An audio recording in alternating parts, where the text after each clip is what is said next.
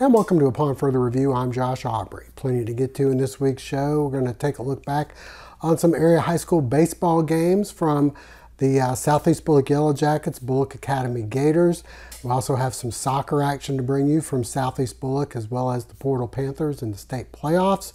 As for the Georgia Southern Eagles, the Georgia Southern football team wrapped up their spring practice with their annual blue-white game this past weekend over at Paulson Stadium. We'll show you some highlights and hear from head coach Clay Helton and a couple of players. As for the Georgia Southern baseball team, they were hosting Mercer for a midweek series. We'll get out there and take a look at the Eagles' victory. All that and more coming up on Upon Further Review.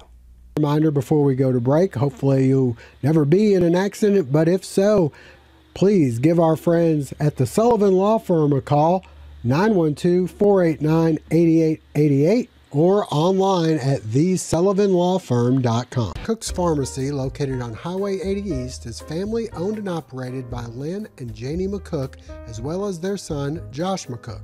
Serving the Bulloch County area since 2005, McCook's Pharmacy offers fast and friendly service where the customers come first. Vaccinations are available, including shingles, flu, pneumonia, and Tdap. Drive-through service is available with 2 drive-through windows for your convenience. McCook's Pharmacy offers free local deliveries, and new customers are always welcome. Continuing the tradition of our family caring for your family, McCook's Pharmacy, Highway 80 East. Well, the Georgia Southern football team wrapping up their spring drills, 15 practices with their annual blue-white game at Paulson Stadium. A little bit of offense, a little bit of defense. Still no word on who the starting quarterback will be.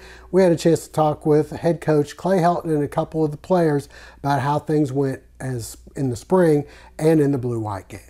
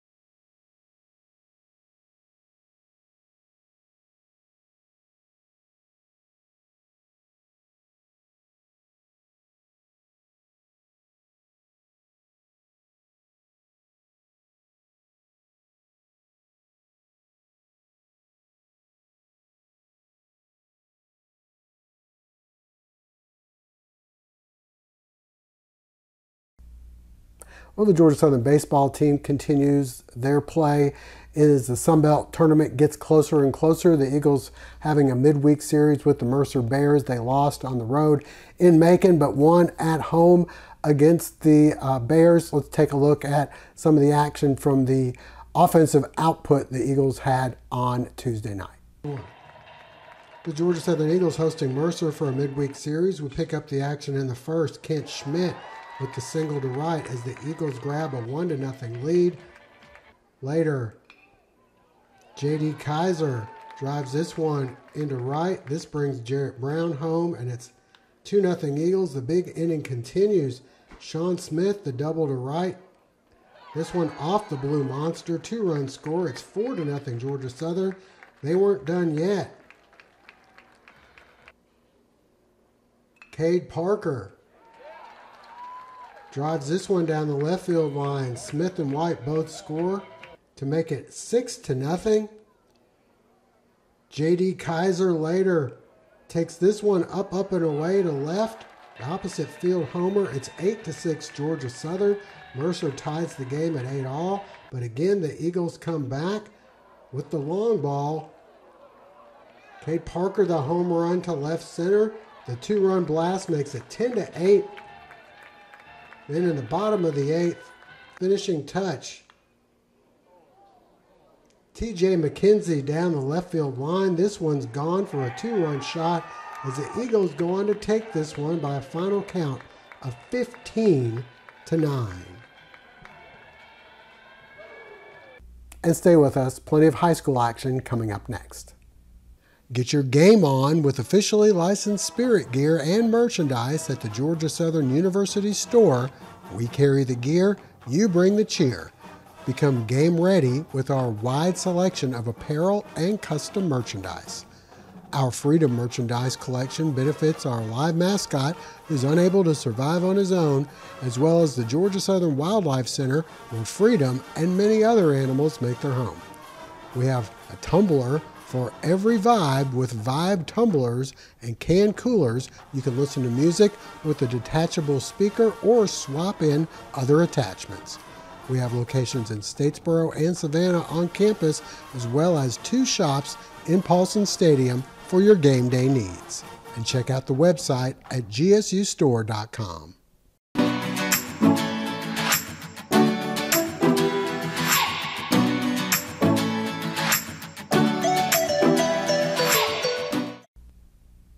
Well, area high school baseball's wrapping up. They had their state tournaments.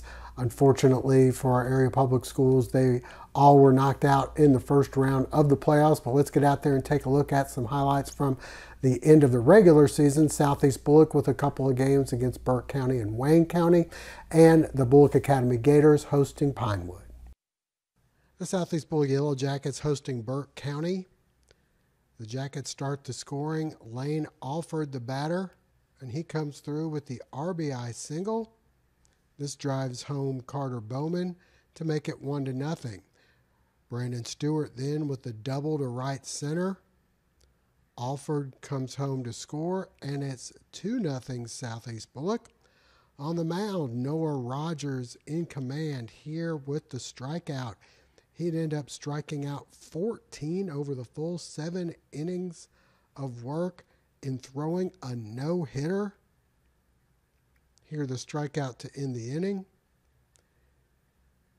He get plenty of offensive help after a couple hits. The wild pitch allows Case Dye to slide in safely from third, and it's 3-0.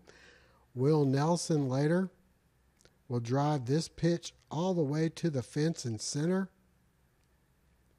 The double would put runners on second and third. And then Rogers' ground ball will bring home Nelson for a 4-0 lead. Rogers then ends things with his 14th strikeout of the game, and the Jackets win 5-0 in Game 1. We move to Game 2. And Brady Edwards starts the scoring. The long double to the fence will bring home Cade Harnage for a 1-0 lead. Burke County responds in their half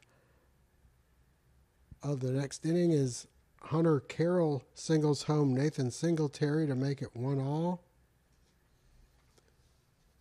Griffin Morris gives the Bears a 2-1 lead with the RBI single to left, but the Jackets get the runner at home for out number 3. Later, it's the RBI single by Carter Bowman to make it 2-all. Cade Harnage breaks the tie with the ground ball to short as Bowman scores. And then on the error at first, Alford scores as well, and it's 4-2. Will Nelson helping to cap things off with the single to center, plating Brady Edwards as the Jackets complete the sweep, winning 6-2. Southeast Bulloch taking on the region-leading Wayne County Yellow Jackets. Brandon Stewart helps to try and shut the door on Wayne County threat as he throws the runner out at second for out number 3. Trailing 2-1, Will Nelson singles home Colby Smith to tie the game at 2-all. Wayne County adds 3 more runs in the top of the third. Rob Blanton, the deep fly ball to right, good enough to bring 1 run home from third. Jeb Craven then singles home another as they take a 5-2 lead. Cade Harnage able to get out of any more trouble with the strikeout to end the inning. The Jackets add another in their half of the inning as Case Dye gets hit with the bases loaded and Lane Alford scores from third. Then the wild pitch will allow Rhett Morgan to slide home head first for the run to trim the lead to 5-4, but that's as close as things would get as Wayne County adds 1 in the 4th and 5 more in the 7th as they go on to win 11-5. The Bulloch Academy Gators hosting their rivals from Belleville, the Pinewood Patriots in town. On the mound, Jacob Avery looking sharp here with a couple of strikeouts. He'd have 7 in the game. The Gators up 1-0 after a T.J. Durden RBI. Pinewood comes back in the 5th. Banks Booth the RBI double to tie the game at 1-all. In the 7th, it's Booth again. This time, the deep drive to left. The sacrifice fly brings 1 in for a 2-1 lead. The Gators come back in their half of the 7th. Sam Hubbard singles into left. Austin Smith then steps up and singles to right. Okay, Parker slides in under the tag to tie the game at 2-all. Then it's J.T. Lee with the walk-off single to center as the Gators win 3-2. Moving on now to the soccer pitch, the Southeast Bulloch Yellow Jackets making it to the state playoffs with the girls and boys both got knocked out in the first round, but we have some highlights from their end of the season matchups there at Fred Shaver Field, and also we'll send you over to Portal, where the Portal girls were hosting GMC in the Sweet 16 of the Class Single A playoffs. The Southeast Bulloch Lady Jackets taking on Toombs County, and trouble for the visitors as this ball is bobbled in goal, and Emma King is there to put it in for a 1-0 lead. The visitors able to answer, though. They'll tie the game at 1-all on this goal. But the Jackets respond off the free kick.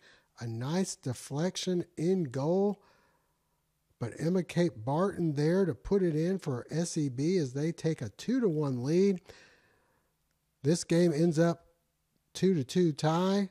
They go to PKs. Tough break here for Southeast, and Toombs would win 5-4 in PKs for the victory. Moving on to the guys' game, Southeast trying to get on the board in the first half, and from a tough angle, somehow Hudson Bosley manages to get this one through for a 1-0 Southeast Bulloch lead. Toombs tries to tie it up, but this one deflected by Connor Williams and off the crossbar. The second half we go, still 1-0. Eliakim Gatto with the goal as the Jackets would go on to take this one by a final count of 2-0. The Portal Lady Panthers hosting GMC in the Sweet 16 of the state playoffs. The Panthers looking to start the scoring as Colby Stewart makes a nice move in traffic, but a good play by the keeper keeps this one at no score. That would change quickly. Maggie Brannon finds some room and fires this one in as the Panthers open up a 1-0 lead. After a penalty in the box, it's Brannon with the PK, and she puts this one in to give Portal a 2-0 lead. Just before the half, it's Madison Neesmith with a high arching shot that gets just over the keeper's reach and in for the goal. Portal opens up a 3-0 lead. We move to the second half. The Portal defense doing a good job of stopping a few GMC attempts. The offense would add a Colby Stewart goal, and then Stewart adding to her total as she gets the breakaway and scores again to make it 5-0. And then off a nice pass from Neesmith, Stewart tracks it down and scores her third goal for the hat trick as Portal advances, winning by a final score of 6-0.